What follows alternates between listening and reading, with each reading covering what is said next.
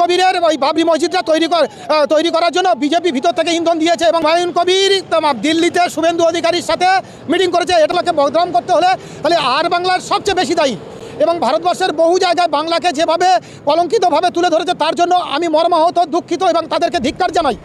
আর বাংলা চ্যানেলে কোনো শুভবুদ্ধি সম্পন্ন এবং রুচিশীল মানুষ, বাংলা যে চ্যানেলটা যেভাবে মানে চলছে আমি মনে করছি একটা শুভ সমাজের মানুষের মনকে বিকৃত করছে এবং বিপদগামী করছে।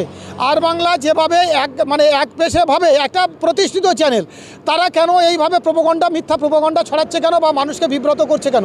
একটা ছোট ঘটনাকে বড় করে দেখিয়ে যেভাবে তাকে কালিমা লিপ্ত করা হচ্ছে এবং পশ্চিমবাংলাকে আর বাংলা যদি খারাপ করতে হয়, পশ্চিমবাংলাকে বদনাম করতে হলে তাহলে আর বাংলার সবচেয়ে বেশি দায়ী এবং ভারতবর্ষের বহু জায়গায় বাংলাকে যেভাবে কলঙ্কিতভাবে তুলে ধরেছে তার জন্য আমি মর্মাহত, দুঃখিত এবং তাদেরকে ধিক্কার জানাই।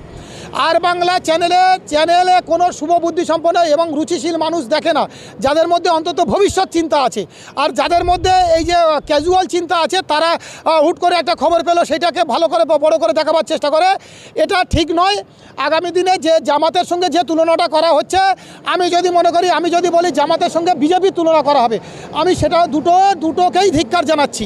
এ দুটো কোনোটাই ঠিক না। জামাত আর তৃণমূল, বিজেপি প্রত্যেকের এজেন্ডা আলাদা। জামাতের সাথে কোনো কারোর এখানকার ভারতবর্ষের ওইসব চলবে না। এখানে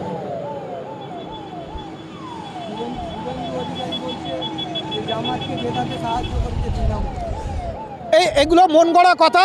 শুভেন্দু অধিকারী রাতে স্বপ্ন দেখে এইসবগুলো, যে যা মনে হয় তাই বলে।